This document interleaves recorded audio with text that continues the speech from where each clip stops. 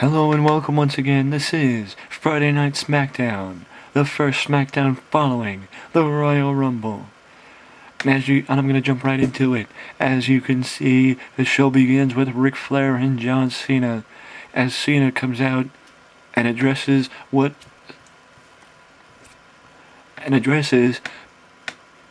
he failed.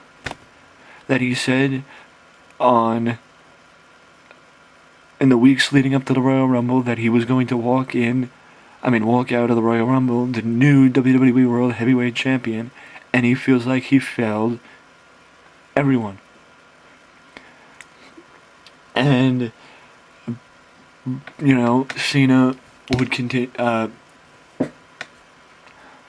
it would be sort of like the Cena promo was after he lost to The Rock at WrestleMania 28, saying he felt like he failed, blah, blah, blah, blah. But Flair would come out, and though I would give Flair complete freedom, I would give him the direction of saying to Cena that if he admitted failure every time he lost the title, he still wouldn't be in the business, and he wouldn't have won as many titles as he did. John Cena admitting failure isn't the John Cena I know Flair would say. And the John Cena I know eats the failure for breakfast and overcomes. Because he is not held down for by anything. He lets the failure get to. If he lets the failure get to him, he isn't John Cena. He's just an ordinary guy. And you're like me, John, and we ain't ordinary people. Before long, Mr. Seth Rollins walks out and cuts off Ric Flair, saying, and then he makes fun of the fact that Flair should not be trying to build back up Cena, say, "Nature boy, you shouldn't be trying to build back up Cena, because Cena is right to think he's a failure, because he did fail." And then Flair points out Seth lost too, and Seth's actually the one who got pinned. But Seth says, "I didn't lose. I got screwed out of the WWE World Heavyweight title by Randy Orton, who was too much of a coward to show his face, so he just had those idiots backstage play his music to throw me off." And then Flair is pissed off at what Seth says, and so Flair throws out and is pissed and says, "You know what, Seth, you're nothing but a smug punk who has had everything handed to him and has earned nothing."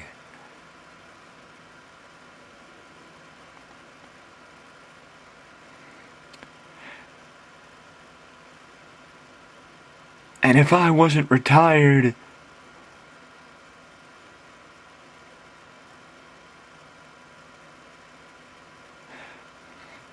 you know what, scratch that. Flair wouldn't say that.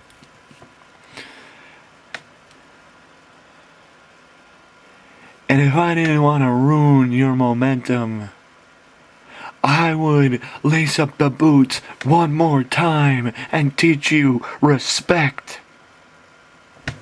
And then Seth cuts him off and says, "What, Nature Boy? Too much of a coward?"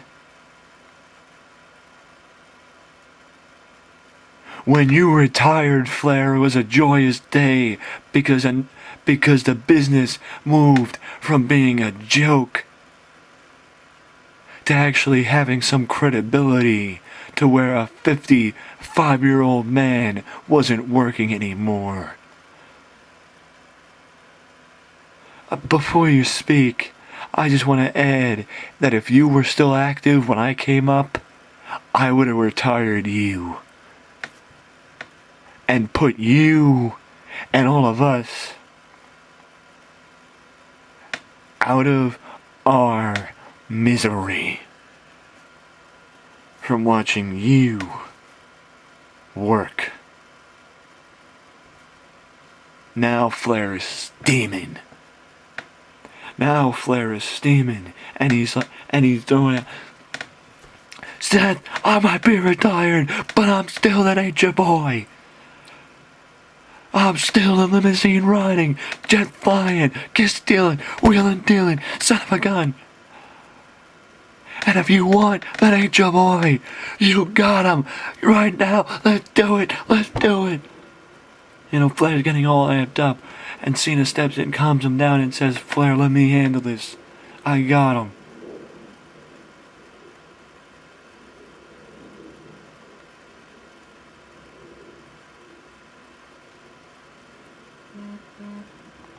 Seth, you ain't nothing without your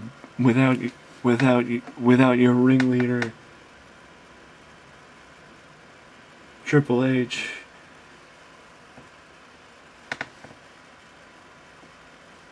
And you ain't out, and you aren't out here to prove anything, but to get revenge on me, because my team took out Triple H and took the Authority out of power back at Survivor Series. Cena, you got lucky. And don't you worry, John, the Authority will be back in power sooner or later. Because the Authority always wins.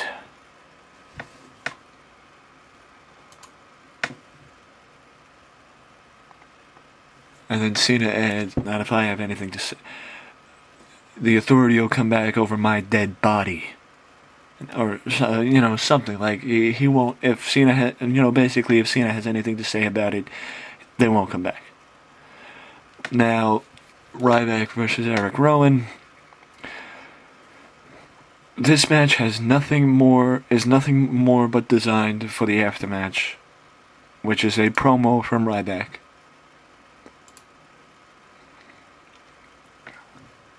Oh shit, I'm sorry.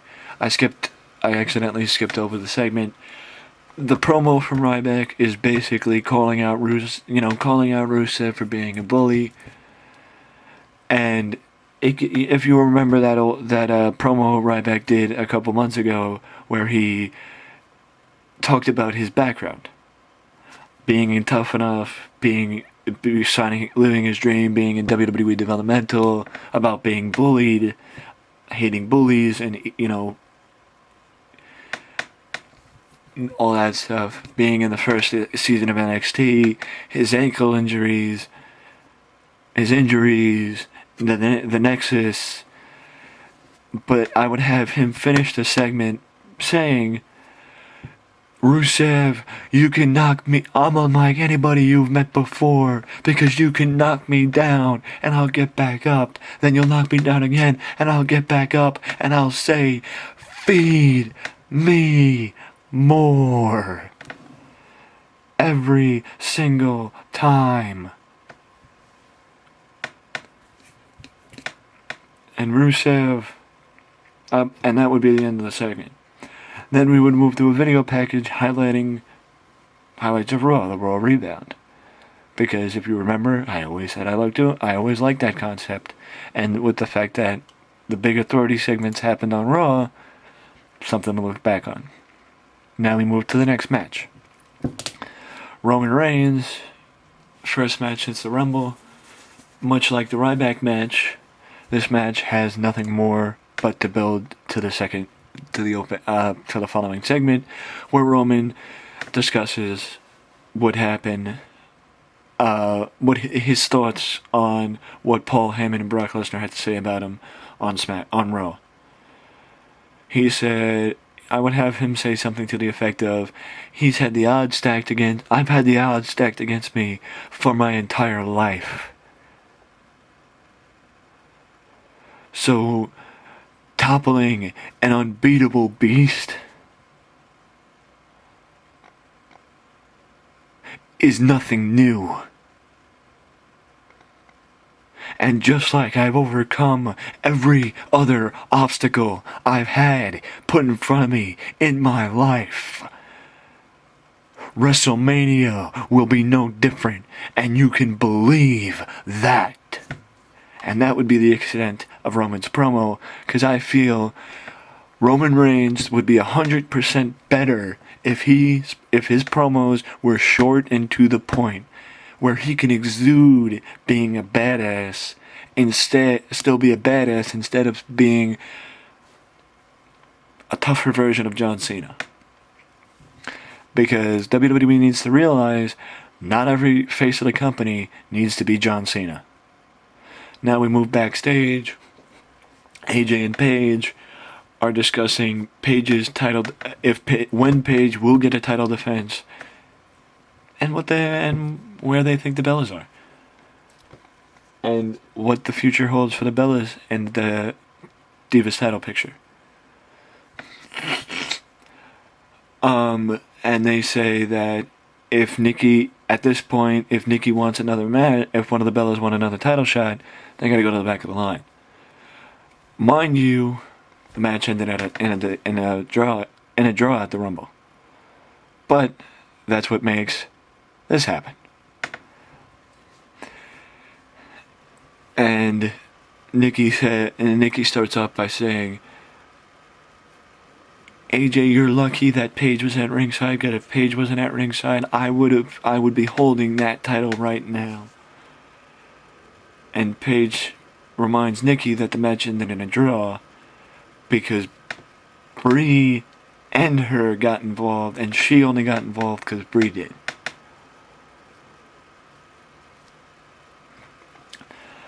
Now, Brie says, no, the match ended, they only called it a draw because there's a conspiracy against the Bellas, because for some reason people in WWE want to keep the Divas title on the freaks, instead of letting the real Divas bring pride and importance back to that title. Which leads to this.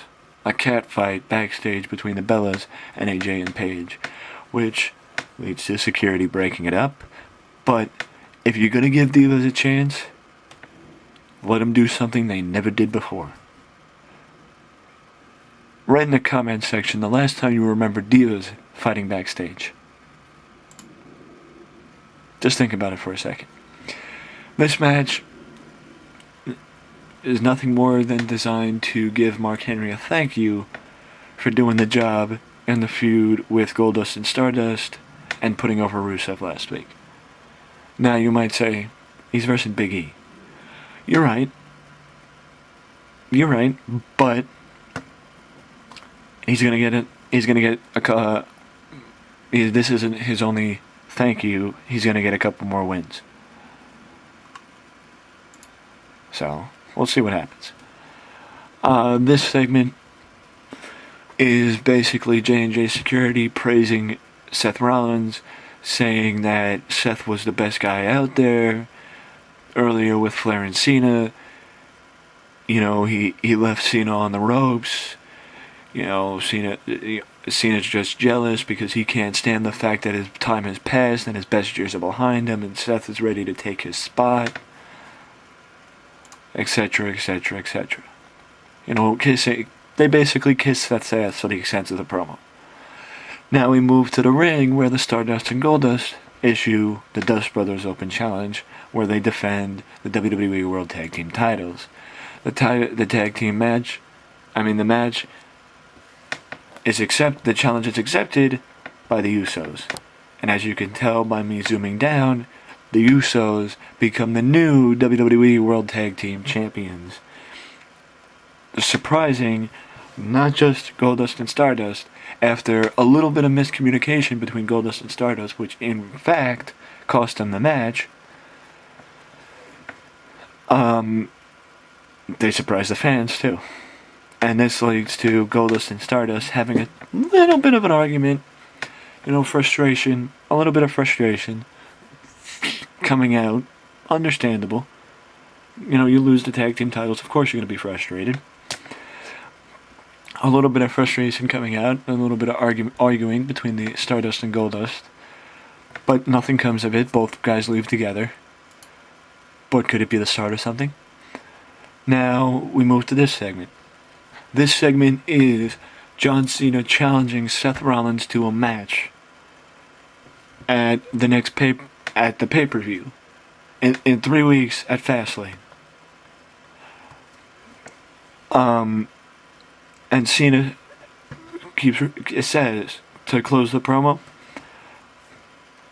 he tells Seth that he's an ungrateful punk who needs to be taught a thing or two, but he needs to think about it like this, that if he wants to live up to his name of being the undisputed future of the WWE, well, Seth, the future, you want to live up to that name, you have to go through me.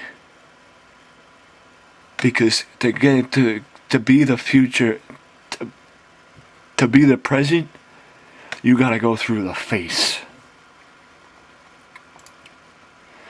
With this segment, I would let Bray have complete and total freedom to say a cryptic promo by Bray. The only say I would have in the promo is okaying it. That's it. I would let Bray do what he wants, say what he wants, because we know where he's going. Now we move to this. Everybody knows that Daniel, the last 2 weeks, has had his Daniel Bryan Open Challenge, where he challenges a random member of the roster. Well, that was only until I found something for him to do. If you missed Raw, first, go back and watch it.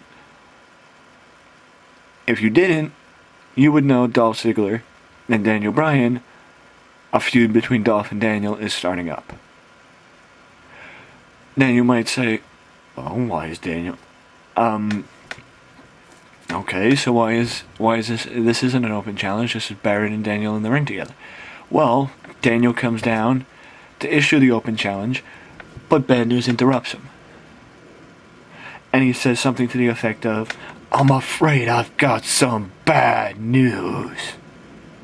Nobody cares about your open challenge anymore, because tonight you will lose to Bad News Barrett. However, Daniel... Holy crap. 85 rating. That's an incredible match. I love Bad News Barrett and Daniel Bryan. That's the top match I've ever done in this season. Thus far, and this is how I would book it thus far. Bad News, Daniel, they live up to expectations. I thought it was going to be a really good match, and it was, because it's similar styles.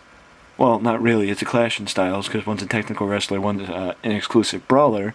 But I knew it would be a hard-hitting match, and I could only picture that it would be. And this, I'm extremely happy and extremely satisfied with the result of this match. And now let's see the rating.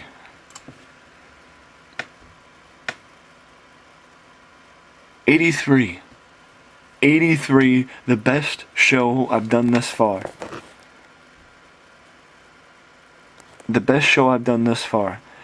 Boys and girls, a little rough to start, but once my direction got over, things started turning around. And now the wheels are turning. The road to WrestleMania is officially underway, and the ride is going to be a bumpy one. Get on now, because if you get on the end, you're going to miss a heck of a lot. Hope you enjoyed. Till next time.